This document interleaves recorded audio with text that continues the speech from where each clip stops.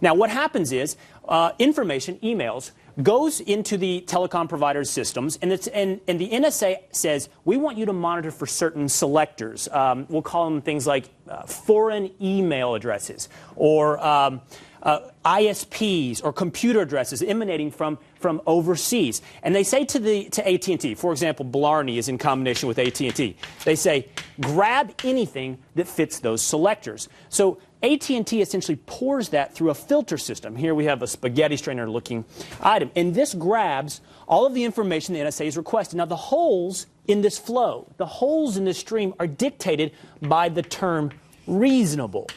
This is the legal foundation that the FISA court places on the NSA. It has to be reasonable collection activities.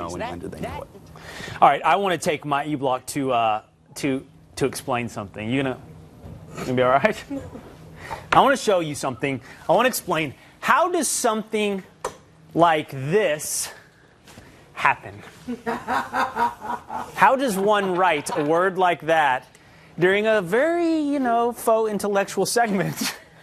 How does one out themselves by writing Reansable on the board? I want to explain to you how that happens, okay? Here's what happens. When you're sitting here at this table between breaks, right?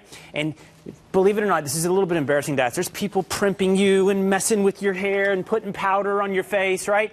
And I'm made aware that my hair is sticking up, and they're working on my hair. So now back to the chalkboard.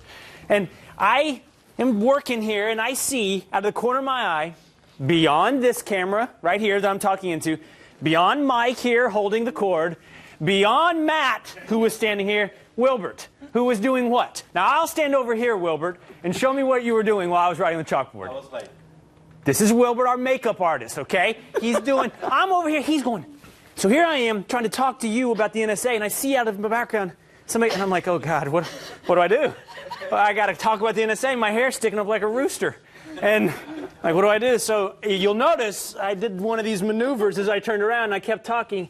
And that is what you come out with when you try to write the word reasonable. That's not a misspelling.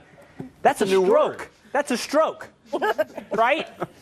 That's not even slightly close. I made up a word.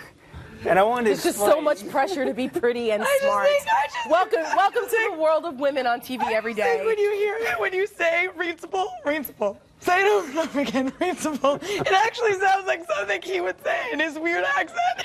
Reansable. It's totally Reansable. The heritage is Reansable.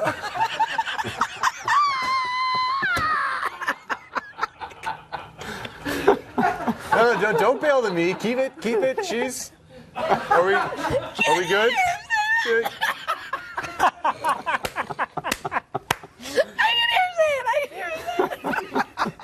It's Reansable. All right. So I'll be Reansable here. Go move on. I'll be quick.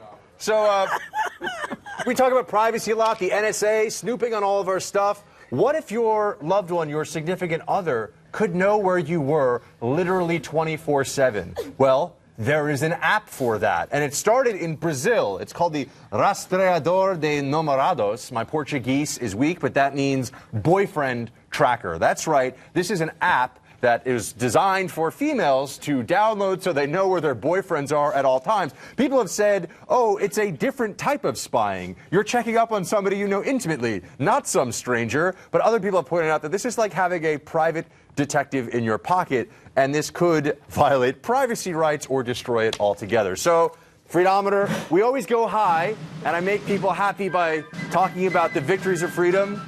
But knowing your girlfriend knowing where you are all the time, 24/7, that's just a few steps to Kim Jong-il himself, or Kim Il-sung, or whichever one that is. So I agree. There we go. Low on the Freedometer, knowing where your boyfriend is at all times.